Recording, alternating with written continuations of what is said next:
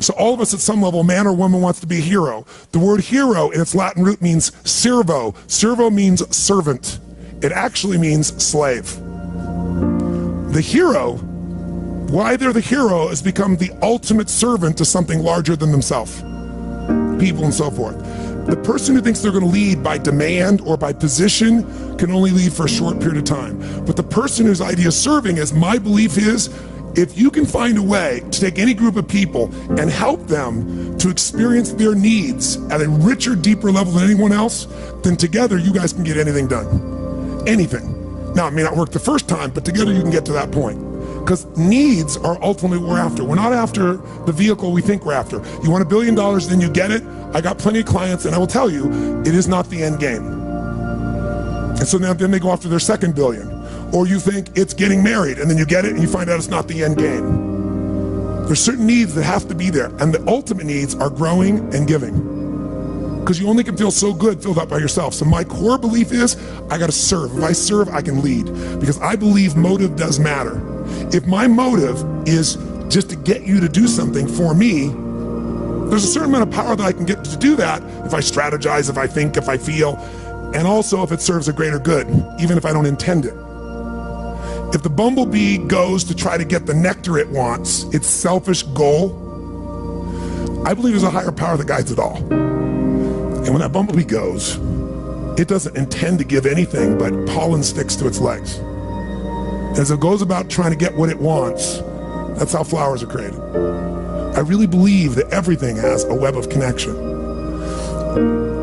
If your intent is to serve yourself, you're still going to serve something more than yourself, and you're going to get a certain amount of insight.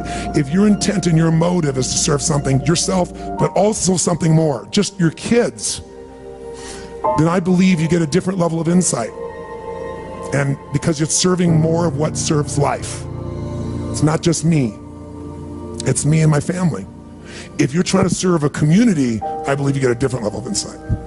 If you're trying to serve humanity, you get a different level of insight. I get emotional thinking about it because this is why I do what I do. So when someone stands up, it's not about business, it's not about anything, but about serving them. So I will use abrasive or creative language. I'll use whatever it takes, humor, stupidity, I'll make fun of myself, I'll challenge, I'll do anything to serve. That's why I'm here. I don't need to do more, but I love to see someone free and alive and lit up. So when that's your motive, no matter how people perceive you on the outside, if they're around you long enough, you can't hide what your real motive is. And they'll see it and they'll feel it. Motive does matter. If it's to serve something high, it'll be there. That doesn't mean you don't get served too. And in business, you gotta be served. Or I used to do business and I lose money in the business and everybody else was happy. And it was wonderful, except I had no business. So it's, killing the goose that lays the golden eggs. So I've learned to put that balance in, but that gives me power. That's why time disappears from me, because I'm not about getting some action done. I'm about the outcome. There are certain patterns that cause people to be fulfilled, to be happy, to fit, to be strong, to feel alive, to be vibrant, to have passion in their life, to do well financially, but even more importantly, emotionally, psychologically, spiritually, in their health and their relationships. And there are also patterns that make people frustrated, overwhelmed, depressed, sad, lonely, cause them to be struggling financially, struggling with their body, struggling intimately. And those patterns, they're not because there's something wrong with somebody, it's because of a pattern that we're doing. Now, what's the fastest way to create a change? In basically developing the one thing that all people have in common who succeed, they're leaders. Because I don't care what style you are, I don't care if you're a mom, if you're a great mom, you lead your child, you're not led by your child. Or a great dad. If you're a great business person, you're a great salesperson, you're a great negotiator, you're a great anything, you're a great human being. This has been my entire life's obsession. What makes the difference in people's lives?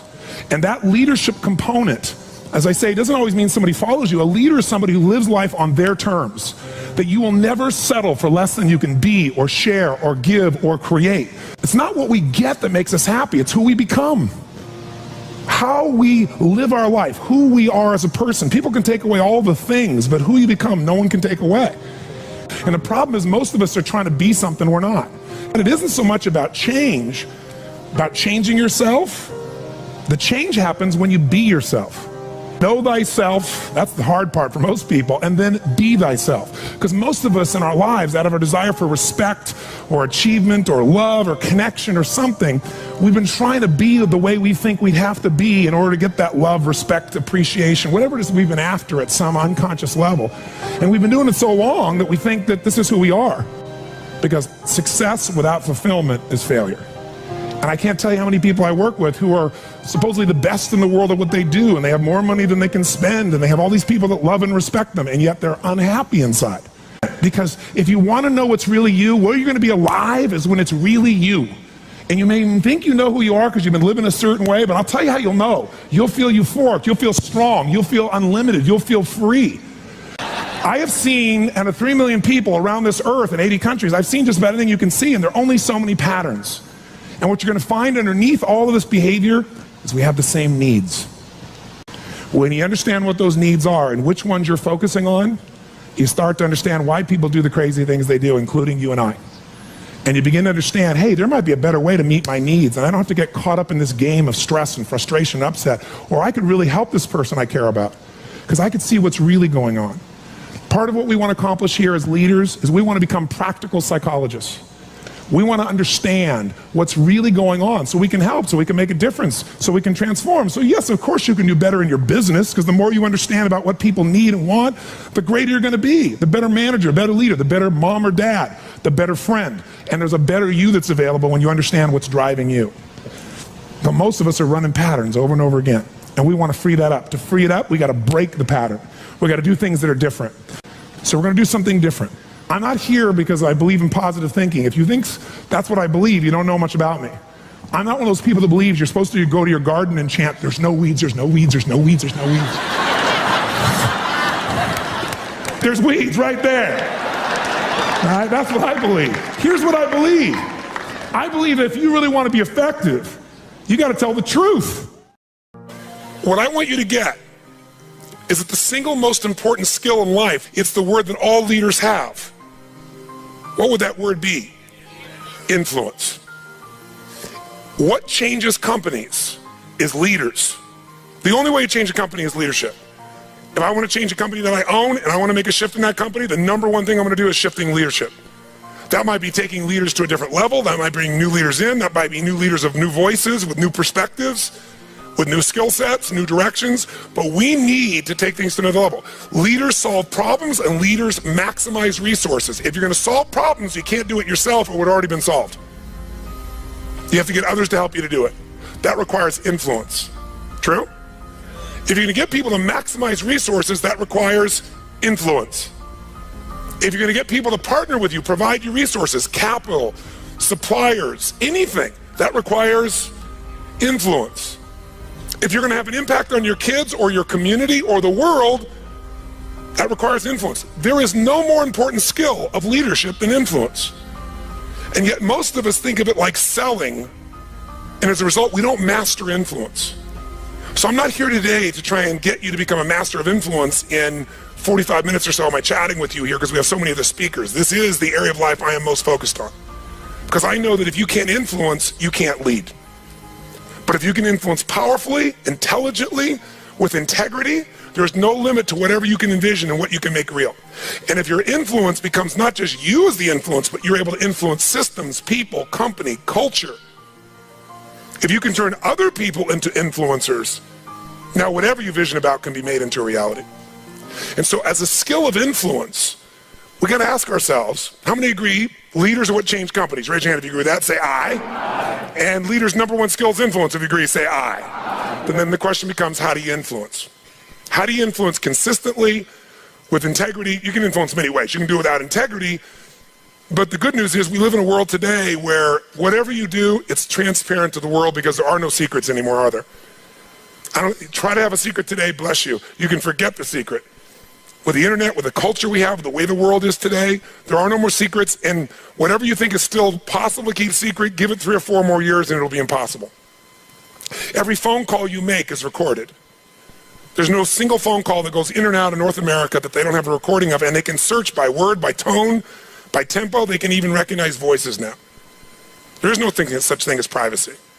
Everything you've ever put on the internet is there forever, and people know it and can search it. The way you write is searchable now. You can not sign your email, you can put it on somebody else's email, and the structure of your language and the way you influence things can be studied at this level. So the good news about that is manipulation as an ongoing tool for success is over. But adding value will never go out of style. Truth will never go out of style. So influencing with integrity is the secret.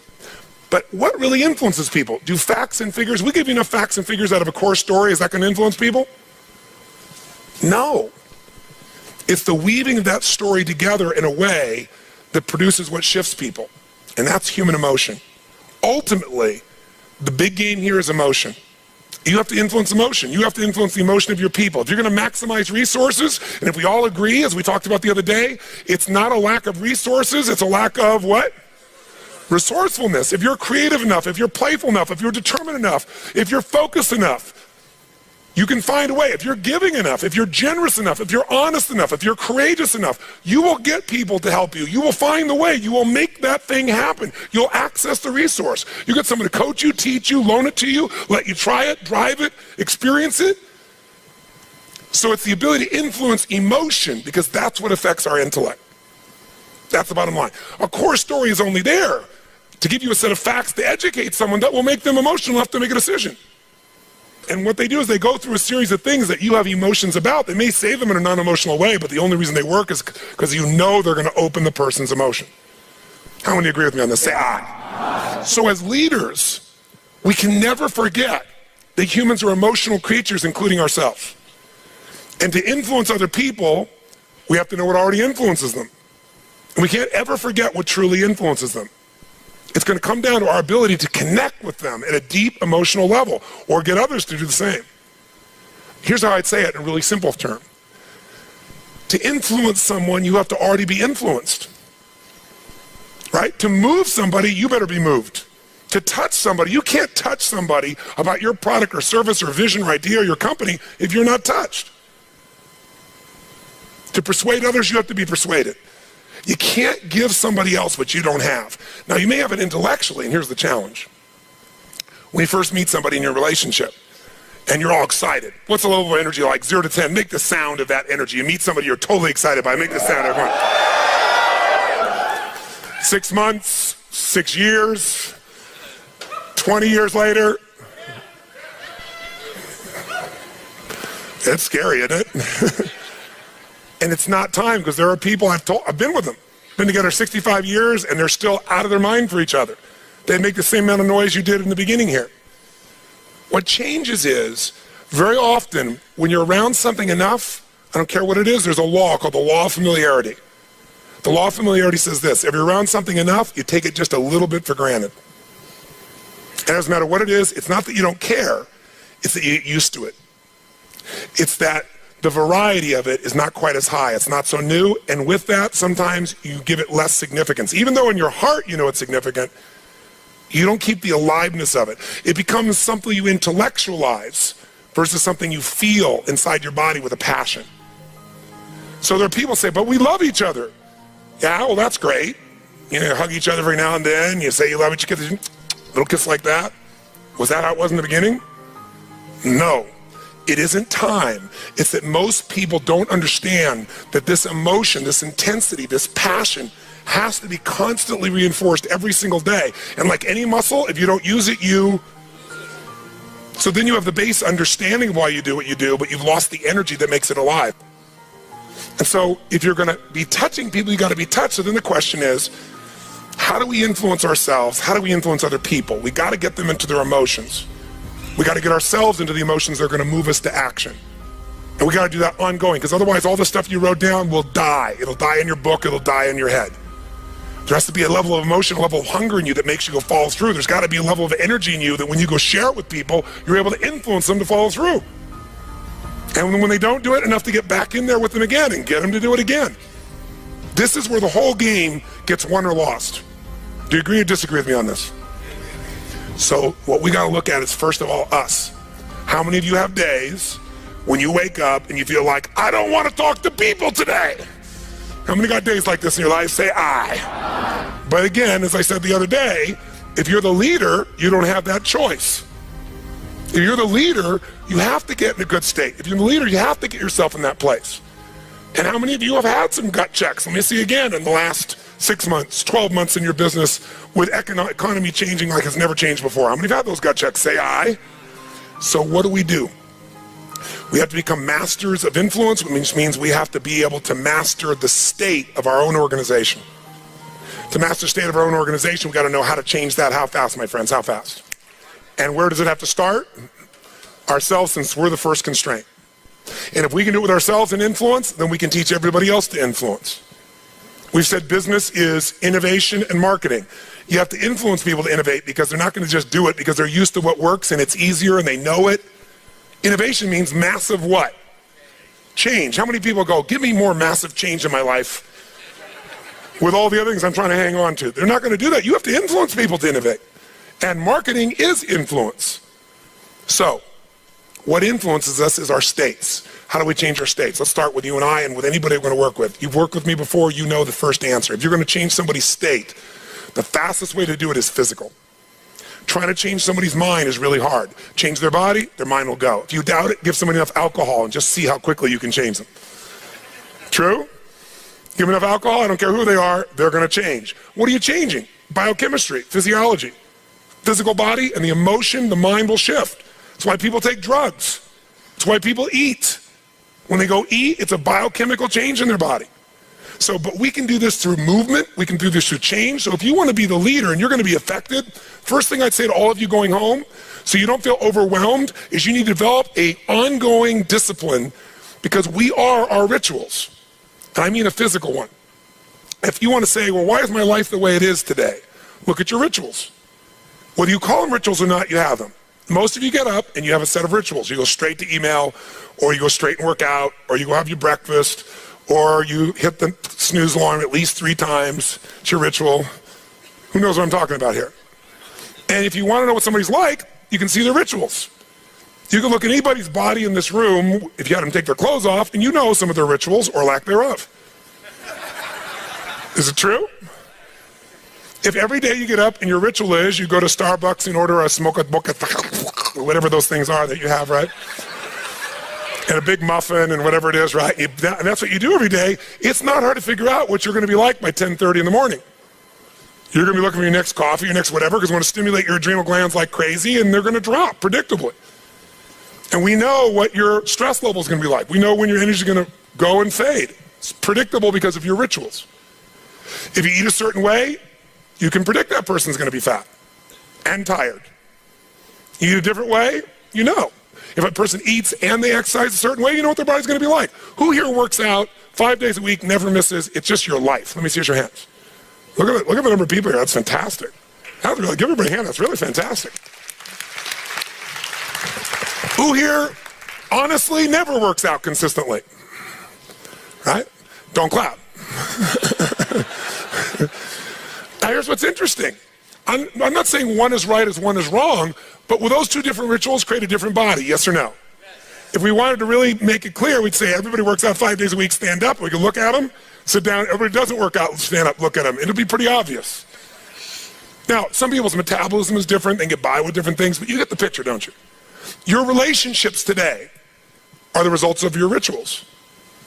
If the first thing you do every day when you come home is, hi honey, and then you go and give them a little peck on the cheek, and then you sit down and start typing your emails, or you flip on the news, it's not hard to know what your relationship's going to be like. You guys might love each other, but it's going to be one boring, dead relationship. It's like having a brother or sister. But if your new ritual was, and you just, in the beginning, you made it a ritual. You just made it for fun. You say, every day when I come home, the minute I'm going to do is I'm going to yell my husband or wife's name, or sometimes my wife's a little crazy, so I go, Lucy! I'm home, and then we both go running. Wherever she is in the house, wherever in the house, we go running full speed like lovers that haven't seen each other in 6 months. We do it. Ask my assistant all the time. Now, not every day, but it's our ritual to this process, right? It's just a crazy thing. Thank you. Thank you. I appreciate the hand, but that's not why I'm telling you to do this. I'm telling you this because I want you to create yours. Because when you do that and you're playful and crazy, and you do that on a regular basis, like you can't wait to see each other. And the biggest ritual that we have besides physical, and by the way, let me just say to you this, when you go home, If you want to transform your business, transform you by creating first, if you don't already have one, a set of physical rituals that you're not going to miss. I don't care if it's 3 days a week, 4 days a week, something that's going to make you physically strong, because in a place where there's going to be a lot of fear, the way you deal with crisis is number one thing you should do is feed your mind. And you're doing that. Get yourself new answers, immerse yourself in new environments, get new voices, have new perspectives, ask some new questions. Isn't that what we've been doing here? Right? And we're doing it together and bringing all these people together. I basically, to create innovation in your life and marketing, I've assembled here 19 people. You assembled 5 days of your life, and we're just rocking day and night. It's the total immersion of what I taught you in innovation. It's really what it is, but it's got to continue. For it to continue, though, we've also been managing your state to a great extent. Right? Most of you don't go home and 4 or 5 days a day start clapping like crazy and screaming and shaking. You don't do that usually. Right? And so some of you are going to go like, wow, it doesn't feel the same as at the seminar and stuff. You know, I'm back here by myself and my people aren't doing this. But some of you will go home and initiate this. You're going to have your Physiology 5, your 5 minutes of physiology shift, once an hour, once every 90 minutes, or no more than once every 2 hours. You're going to start your morning with everybody, and you're going to bring in and get some little audio clip of something from a movie or something that blasts across, the room.